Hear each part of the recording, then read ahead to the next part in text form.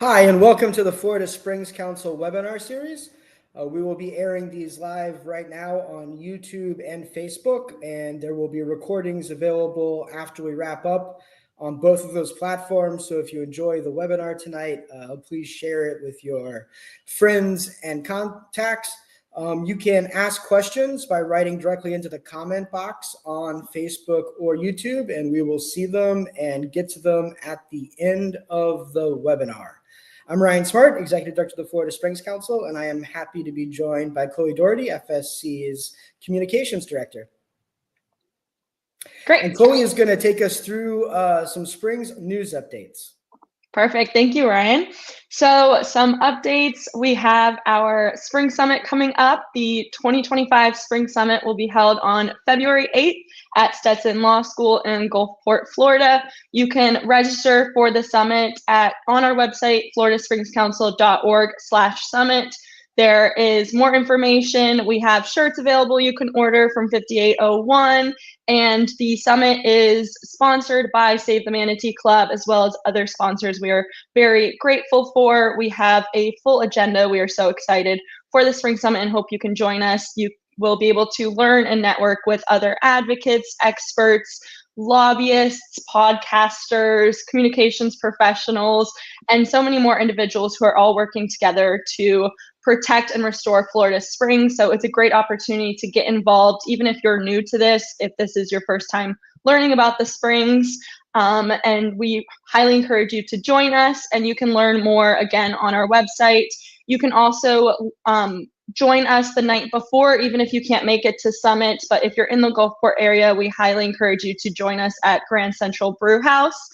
We will be having an informal gathering with our advocates and speakers, and it will just be another great opportunity to get involved and get connected. And you can learn more about that event on our website, floridaspringscouncil.org/events. We also have some upcoming events before Summit. We will be having a Springs Month in DeLand. So if you are a Volusia County Springs advocate, I definitely recommend going to our website and checking out some of those events. We'll be at Trilogy Coffee, we'll be at Sidecar. Definitely check those out. I'm looking forward to that. Other Springs news updates, we also have the 2025 legislative session is starting. It will be from March to May, but right now we are already seeing bills get filed, committees are being filled, so it's definitely a time to get involved in legislative session, and you can start to do so by connecting with your representatives at your county's legislative delegation meeting. So go to our website, floridaspringscouncil.org/legislative session. We have a list of the upcoming meetings. Some of those are starting this month, December 16th and 18th are some key ones to look out for. So check out when your county is meeting, and it's a great opportunity to build a relationship and tell your representatives to support legislation that would stop the development of our state parks and advocate for increased Springs restoration funding. And lastly, an update on the Springs Harm Rule lawsuit. Last month, the Florida Springs Council filed a lawsuit against the Florida Department of Environmental Protection. So we are once again going back to court against FDP to force the agency to adopt the Springs Harm Rule, something that they have delayed and avoided for nearly 9 years. So we are forcing them to take action and to adopt those rules. And Ryan, do you want to tell us a little bit more about what's been happening in the last 24 hours with the lawsuit and some updates there? Yeah, thanks, Chloe. So as Chloe said, this is something we've been tracking for a long time. I think some people at FSC, like Bob Palmer and I, started working on this way back in 2014. And here we are in 2024, and we still do not have an adopted rule to protect springs from harmful water withdrawals. Everyone remembers the importance of this going back to our challenge of the Seven Springs Blue Triton consumptive use permit that was going to negatively impact an outstanding Florida spring, but was able to be approved because DEP had not followed the law and adopted this rule. So in November, we filed a petition for writ of mandamus. That is kind of an extraordinary legal tool to force a state agency to do something required by law when they've neglected to do it. Today was the deadline for FDEP to reply to our petition. And they did reply, but as well as reply, they have also finally proposed an outstanding Florida Springs harm rule. Why that's so important is that by never proposing a rule, they were able to keep anyone from going to court to try to make sure that a strong rule is adopted. So now that we have a proposed rule, that really opens up the process to allow groups like FSC to make sure that the rule is strong and then to push for that adoption. Unfortunately, but not surprisingly, the rule proposed by FDEP is not a valid outstanding Florida Springs protection rule. It essentially relies on the previous Springs permitting rules that have gotten us into this trouble. So these are the same rules that were in a place before the legislature required FDEP to adopt more new protective rules. So obviously thinking that the same rule that's been failing us for a decade is going to be the answer to the Springs harm problem is ridiculous and arbitrary. But this does allow us to start the process of forcing DEP to really adopt a strong rule that prevents permits that harm outstanding Florida Springs. So we really appreciate everyone who supported us in this challenge so far. This first step we always knew was just going to be to get DEP to propose a rule. So we've made progress in that. This does not end our writ of mandamus challenge because that challenge requires them to adopt a rule. So we'll be continuing on with that while we look at other options to ensure that the rule meets the requirements of law. Great. All right. Thank you very much, Chloe. We will see you later. All right. So now we're on to our main segment. What we were hoping to talk about tonight was a discussion of Ichetucknee Springs and River and the management of that river. Unfortunately, we got word late this afternoon that Ichetucknee State Park Manager Sam Cole would not be joining us for this evening's webinar. Sam had confirmed his participation months ago, but today was prohibited from participating by DEP leadership in Tallahassee. We're looking forward to highlighting some of the great work being done at Ichetucknee State Park to restore the spring run and manage the impacts of visitors. Hopefully, FDEP will allow Sam to come on at a later date. We are lucky, though, to have John Jopling with us tonight. John has served on my board at the Florida Springs Council for many years and was recently elected president of FSC. He's also the longtime president of Ichetucknee Alliance and shares a beautiful property along the river with his family. Thanks for being here, John. Glad to join you, Ryan. We'll see about how lucky you are to have me, but I'm happy to be with y'all tonight. I've been looking forward to this. So. All right. Well, John's going to talk to us about impacts currently going on the Ichetucknee and their effort to get a Springs protection zone adopted for the river. So take it away, John. Well, thank you, Ryan. And I'm happy to have this forum to talk about it. Let me just say preliminarily, and as they used to say on television, the opinions expressed here are exclusively those of John Jopling, tax-paying Floridian, not of any organization, including the one sponsoring this event. But I would feel remiss if I didn't comment on the unfortunate fact that Sam Cole can't be with us this evening. It's past, it's beyond unfortunate, honestly. And I think it's sadly to me, it speaks volumes about the bizarrely defensive culture of one of our tax-paid, tax-supported state agencies, the Florida Department of Alleged Environmental Protection, that they're not comfortable having one of their fine, experienced employees come on to a public forum like this and simply talk about what's going on in the park system, talk about things that Sam is obviously highly qualified to talk about, and particularly as it relates to some of the things that I'll be talking about here. Nothing particularly controversial, but it's unfortunate, and I'm very disappointed in our state agency that they would choose to prohibit Sam from being here tonight. So enough of that. Springs protection zones. A little bit of background. About 4 years ago, I believe, the Florida legislature passed a statute found in Florida Statute 327.45. I think we may take a look at some of that in a few minutes. That allows the Florida Wildlife Commission to establish by rule what are called protection zones that restrict the speed and operation of vessels, and I'm reading now obviously from the statute, or that prohibit the anchoring, mooring, beaching, or grounding of vessels in order to protect and prevent harm to first, second, and third magnitude springs and springs groups, including their associated spring runs. So when we first read that statute, of course, and I think most others that are familiar with the Ichetucknee said, wow, it sounds like this was absolutely written for the Ichetucknee River, specifically the lower Ichetucknee River.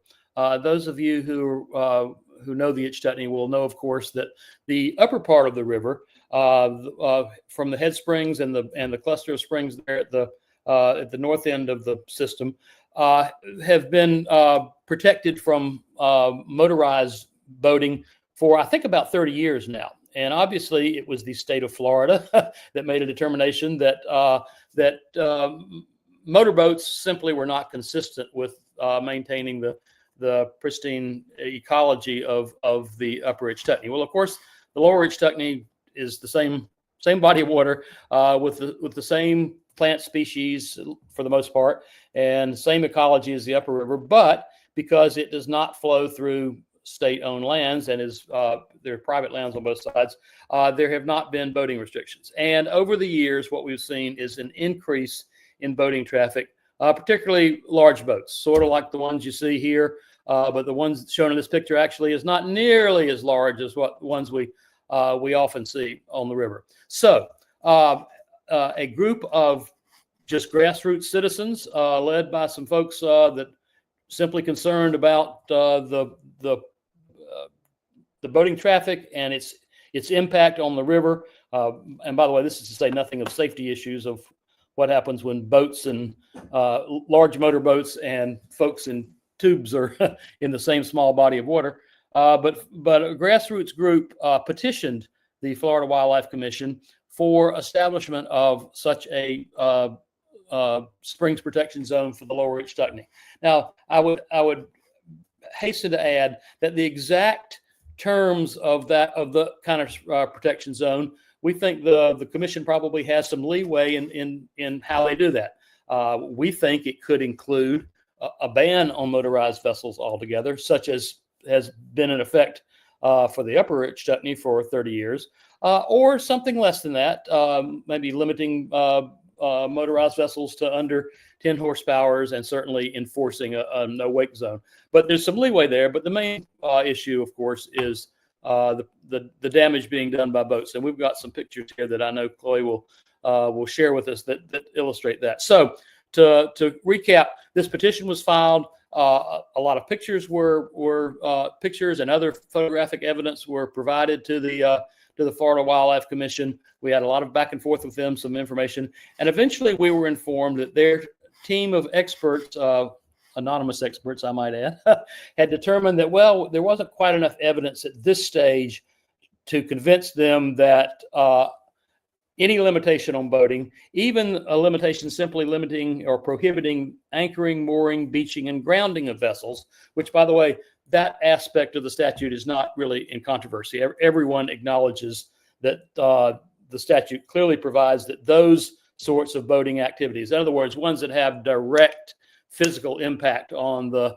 river banks and bottom and grasses, that those could certainly be passed. And by the way, I should add that the Ichetucknee is hardly unique in seeking this sort of protections. We'll talk in a few minutes about the Weeki Wachee.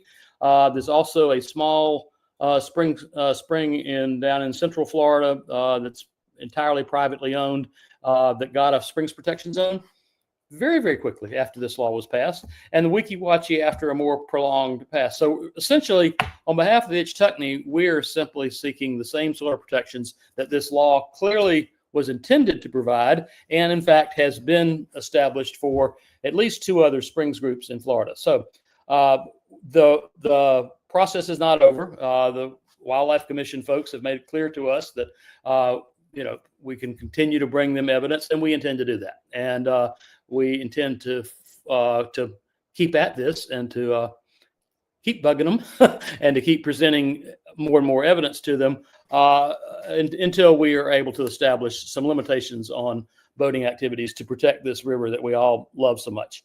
And we have some pictures here to illustrate that, of course. we have here sort of shameless personal pics. Most of these pictures are ones that I have taken over the years. That first one there being my grandson, and it's him holding a crayfish. By the way, I would say that I'm old enough to remember when the crayfish in the lower Ichetuckney were so prevalent that you could go into, of course, enormous clumps of eelgrass and almost with your eyes closed come up with dozens and dozens of crayfish. They're a good bit less common now because the eelgrass is much less common now. Of course, we've got manatees almost year round now in the lower river, and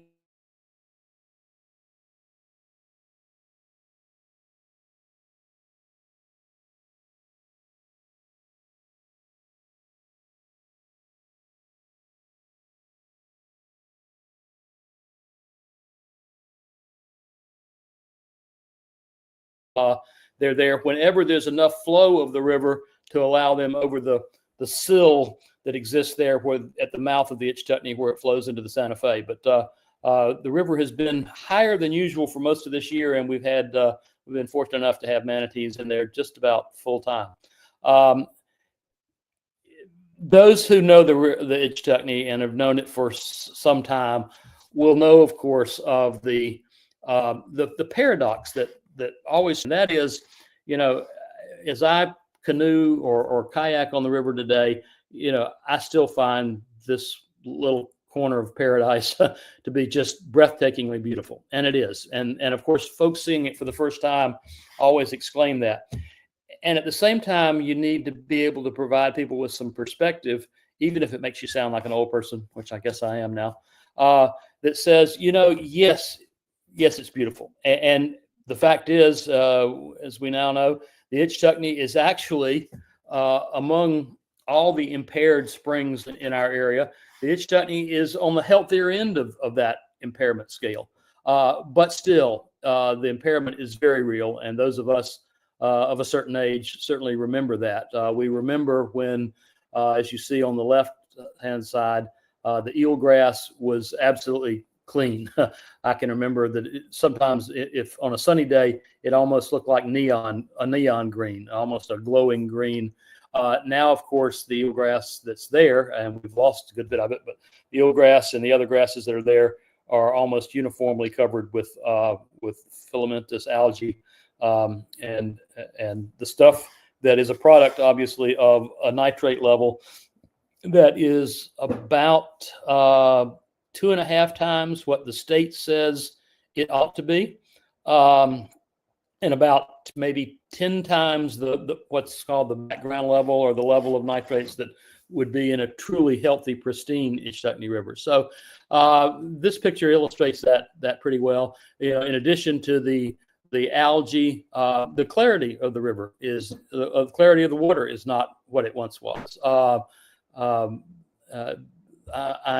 I'm not a biologist or a botanist, but I'm told by folks that know this stuff that the algae is not just what you see growing on rocks and on the subaquatic plants, but it's also exists in the water itself and reduces the clarity of the water. And that's on a good day. We have some pictures here that show what a not good day looks like. Most of you will know that it's almost like two different river bodies during the period from Labor Day to Memorial Day, and then the period during the summer when the traffic on the river increases dramatically. And by the way, we want folks to be able to enjoy this river. We can't have support for our rivers, and these are incredibly special places. Part of our heritage as Floridians that we want Floridians to be able to enjoy. So this is not a sort of a NIMBY thing that says we don't want people out on the river. We just want people out on the river in ways that will make sure that other people can look at the river and enjoy it and appreciate its beauty, like my grandson and his generation and the ones that follow. And that's really what motivates those of us that are involved in advocacy. As Ryan has told you, I'm also involved as one of the founding members and the president of the Ichetucknee Alliance, which is a constituent member of the Florida Springs Council and is working on these kinds of issues. So what you see here And I don't have it zoomed in. I don't know that I can zoom in, but if you look closely at the two pictures on the left-hand side, what you see there is the fella in the front of that boat that's pulling up an anchor off the bottom. And if you look closely, particularly the bottom picture, it shows a little better. You can actually see that that anchor is completely covered with eelgrass that has been pulled up by the anchor. You can see, obviously, an anchor on the bottom of the river and on the left. And, you know, you need to mentally multiply what you're seeing there by dozens and dozens and dozens of boats, particularly every weekend day from Memorial Day to Labor Day and beyond, but the traffic is particularly heavy in the summer. There was a time when we didn't see boats, a lot of boats anchored or tied up or grounded in the upper part. I guess I would call it the upper part of the lower Ichetucknee, but now we do, in part because the mouth of the Ichetucknee, where it goes into the Santa Fe, has become just boat party USA during the summer months. Those of you who've been down there in the summer will know this.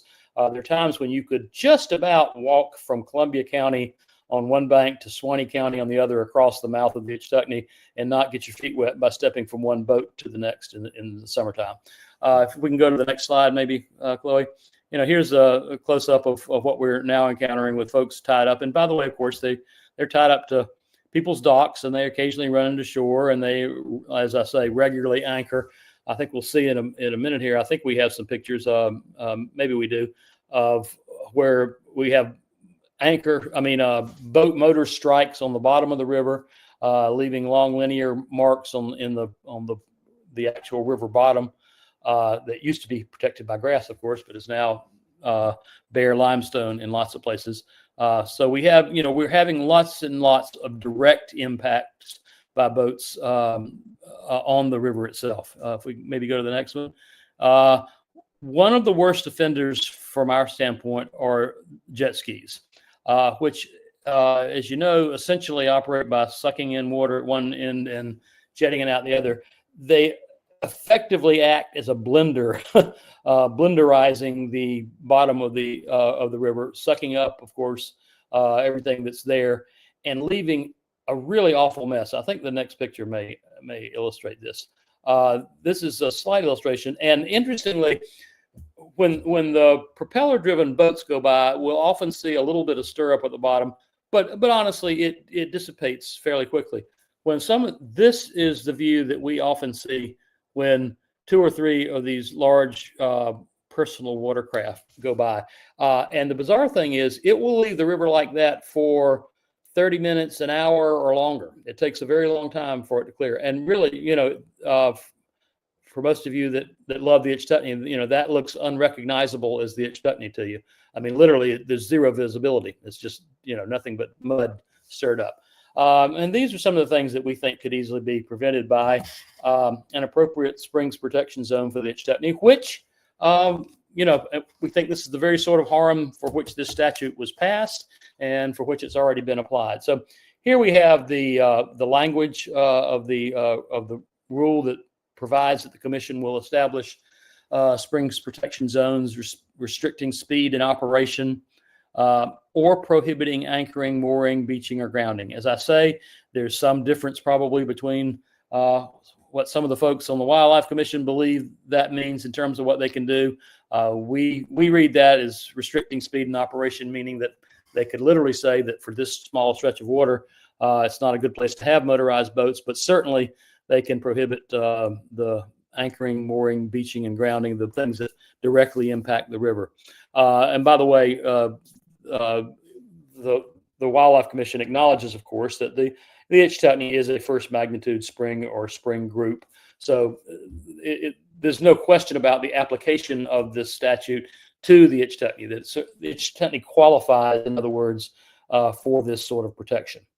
If we can go on, this is, again, the statute that I was referring to in terms of what could be done to protect the lower river. All right.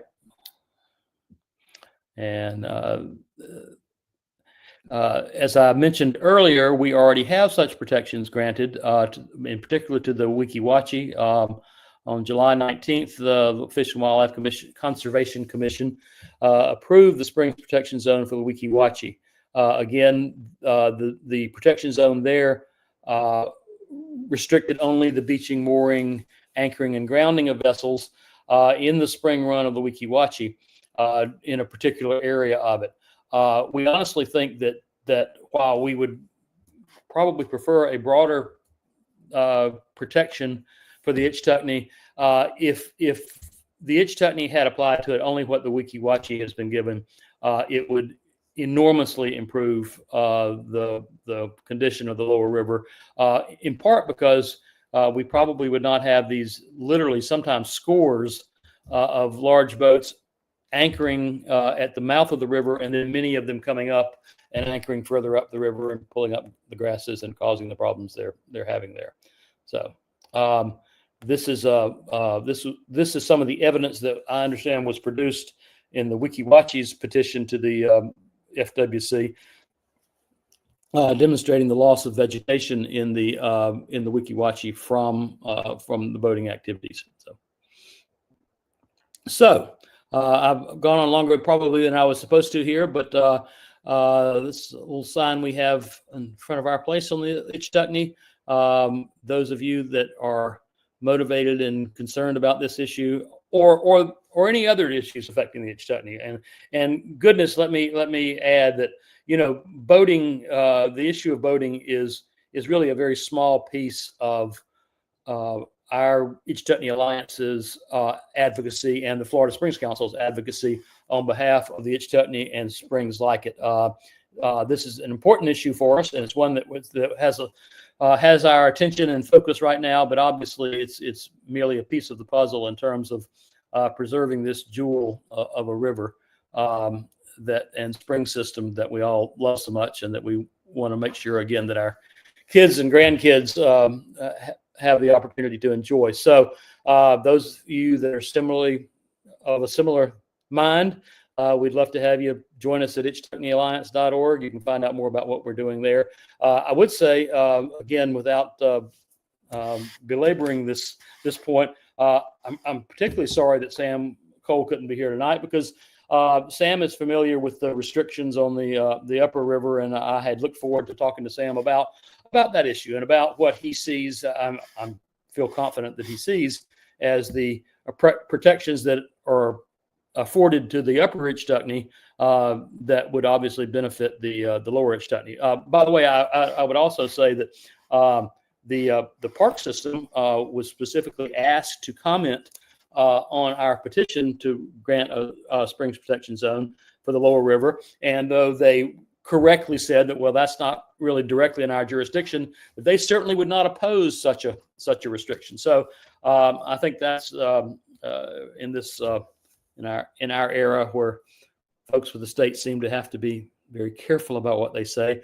I think that was actually pretty much a ringing endorsement of this idea, or at least we took it as such, whether it was intended that way or not. But anyway, I'm sorry we couldn't discuss these issues with Sam tonight. I think he could have provided some real insights to us about these issues and about the good stuff that's going on, frankly, in the park system, and the things that they're doing to restore some of the secondary springs up there. There's some really good work being done to restore some of the aquatic grasses and other things that Sam is very familiar with. So sorry for the missed opportunity. Thank you so much, John. That was very informative. And yeah, there's some discussion in the chat about the litter in the state of the park, not the park, but the city of Ichetucknee in the 1980s. And I think, that's one place you can really see the benefit of having a state park, is their ability to control, what happens on the waters in the north part of the river, at least, and to, prevent people from bringing trash on the river. Of course, you all probably remember that our state legislature, in their infinite wisdom, tried to remove the protections that allow the state park to prevent disposable trash on the river. So luckily, we were able to defeat that bill last session, but I wouldn't be surprised if we see something like that coming back again.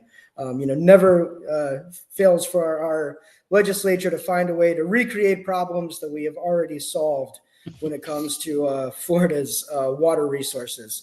All right, we are going to start out by taking some questions now. So Brenda or Chloe, feel free to throw something up there. Kara asks, is the endemic snail in the lower river? I've seen the fenced off area in the upper river. We were actually talking about this earlier today, and the Ichetucknee silt snail, that is the endemic snail that is endangered of going extinct, remains only in Coffee Spring.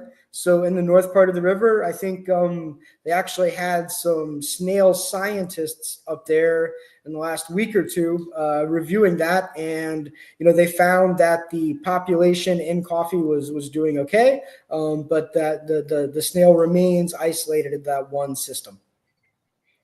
If I can, Ryan, I would add that our listener might be interested. There was an effort made a number of years back to have that coffee snail, is that what it's called? Coffee silt snail, listed as an endangered species, which of course would have, besides protecting the snail, would have enabled us to perhaps provide some more protections for the Ichetucknee in general. That did not work, but something to think of for the future. So.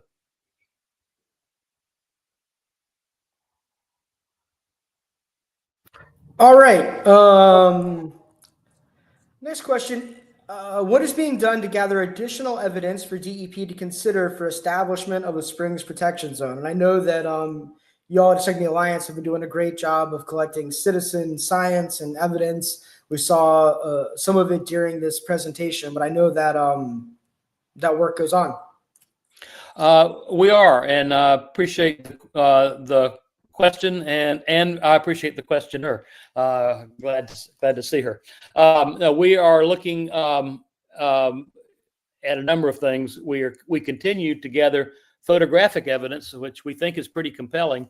One of the frustrations for us, frankly, has been when we've been asked about evidence, we have suggested that if someone from FWC would like to come and sit on the bank of the lower Ichetucknee for a couple hours on any Saturday afternoon in the summer, they probably would be able to figure out maybe what the problems are with boating on the lower river. No further evidence to be required. But we continue to collect video, photographs of damage being caused on the river.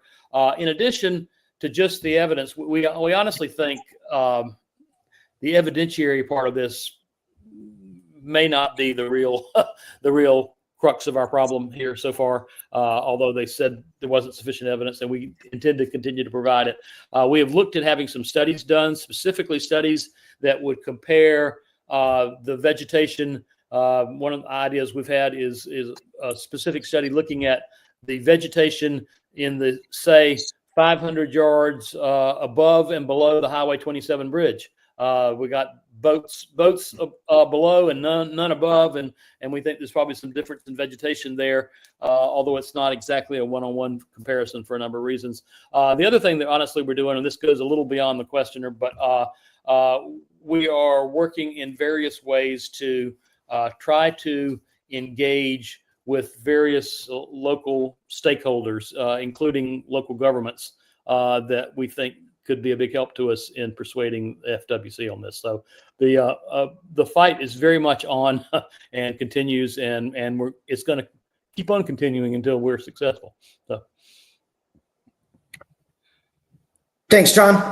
And I think that, kind of gets us to Joanne's question, which I think is a good one. Part of the challenge with establishing Springs Protection Zones is political will, which I think you've pointed out. I think one thing we've identified is the importance of local governments, like you said, in supporting a Springs Protection Zone. And you've actually got a few different local governments you have to deal with when it comes to the Ichetucknee. Which makes it, I think, more of a challenge. But another way to do this is to contact our state representatives and state senators. So Joanne is asking if part of that process requires local property owners to contact their representatives. And of course, this is an issue that could be brought up during delegation meetings, which are happening soon. I really appreciate that question from Joanne, who, by the way, let me just give a little shout out here. Joanne is one of those key citizens that's been so involved in this effort, and I want to thank her for her efforts on behalf of the Ichetucknee, particularly as it relates to the Springs Protection Zone.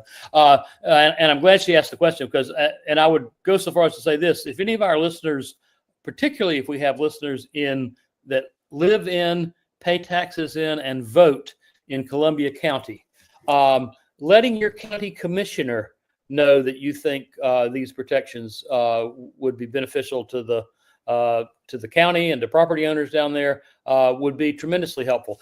The county commission doesn't have the last say or the first say, but we know from the experience of Weeki Wachee that the FWC is quite interested in what the local governments in the area have to say about this. And to be very honest with you, our efforts thus far to engage with the county commissioners in Columbia County have not met with a great deal of success, somewhat to my surprise, because we've heard that they're all concerned about this issue. So for any of our listeners in Columbia County, call your county commissioner.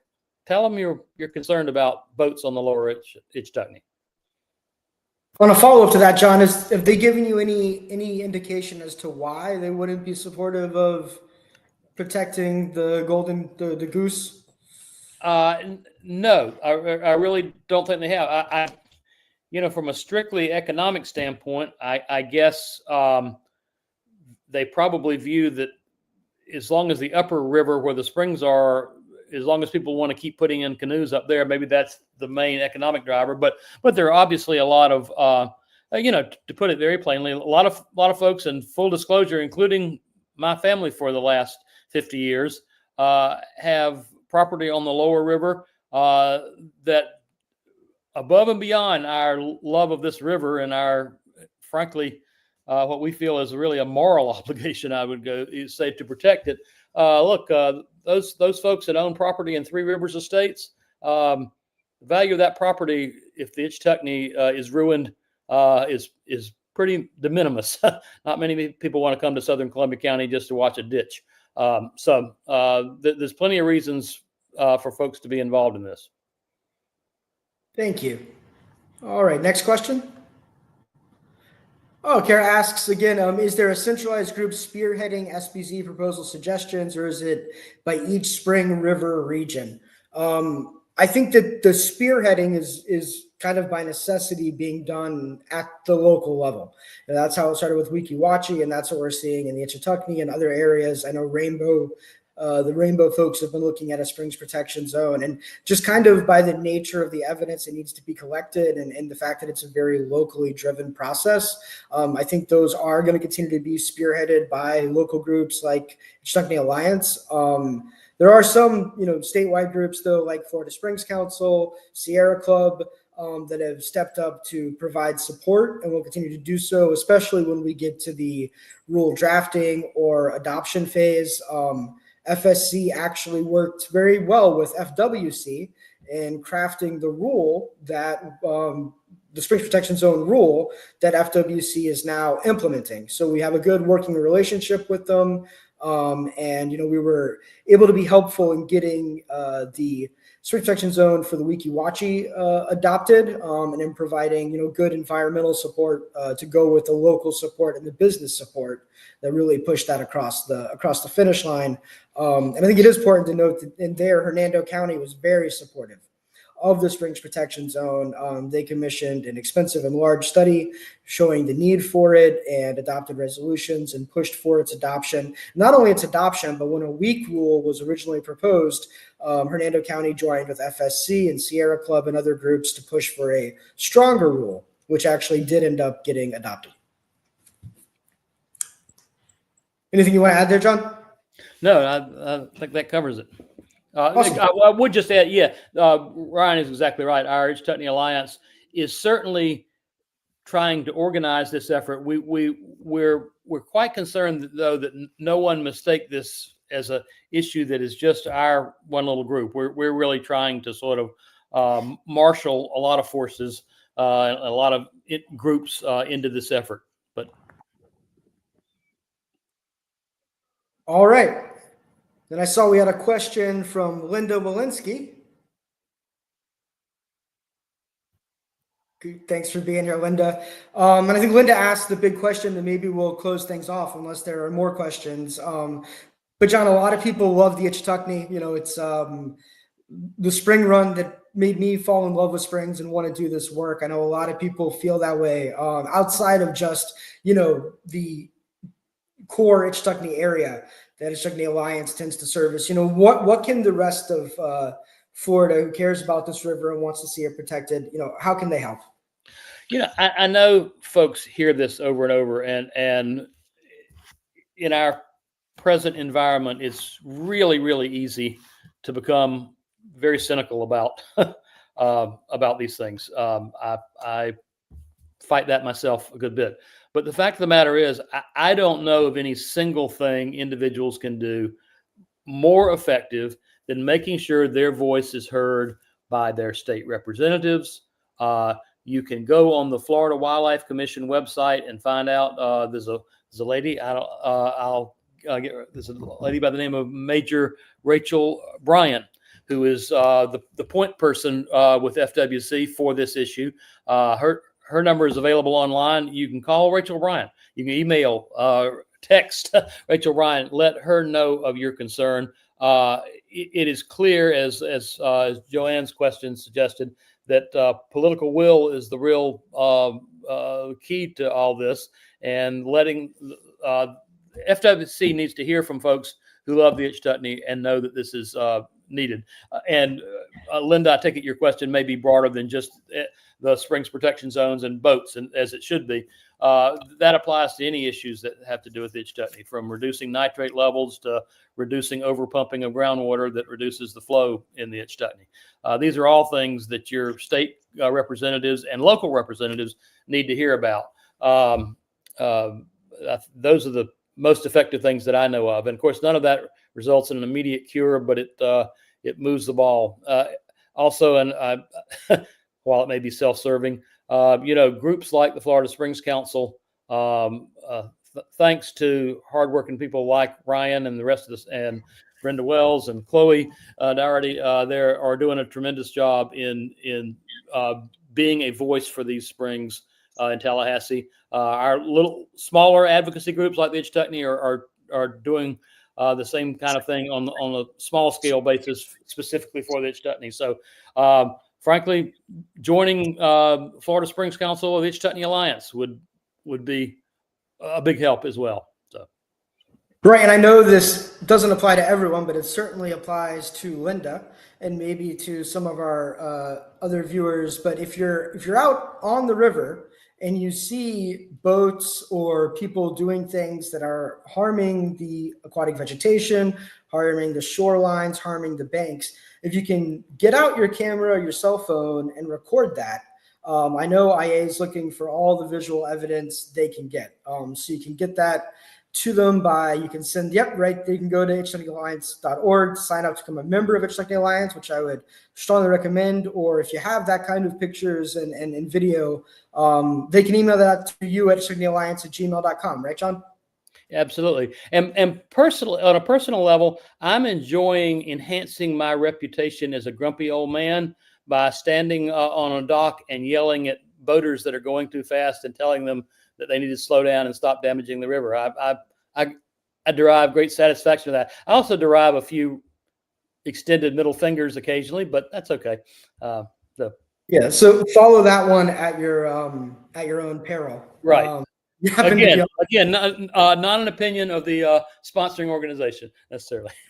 Yeah, if you ever want someone to join you at yelling at the clouds, John, let me know. Yeah, okay. I'll come sit on the dock and take part of that. All right, I think we've got one final question from Karen. Can spring protection zones be applied to the lower Santa Fe? And I think, like John covered earlier, any of the, you know, if you can find the evidence and find the political will, any of these spring runs could have a springs protection zone. It's just about, you know, being able to, you know, jump through the hoops to be able to get to the point where FWC is willing to put one up for adoption. And, I think there's a lot of corollaries between the Ichetucknee and the Lower Santa Fe. Maybe slightly different rules that are needed, but for a lot of the same reasons. Right. All right. Well, thank you all very much for attending. We really appreciate all of the great questions from everybody.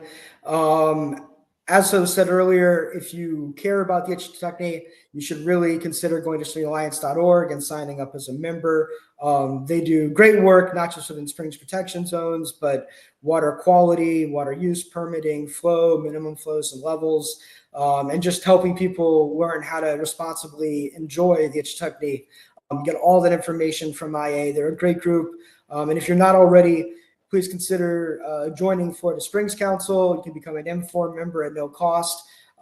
And, we're gearing up for more litigation on the outstanding Florida Springs Harm Rule, as well as 2025 legislative session. So if anybody is looking for a place to make an end-of-year gift that will be put directly to good work trying to protect our springs, rivers, and drinking water, I hope you consider FSC or IA at the end of this year.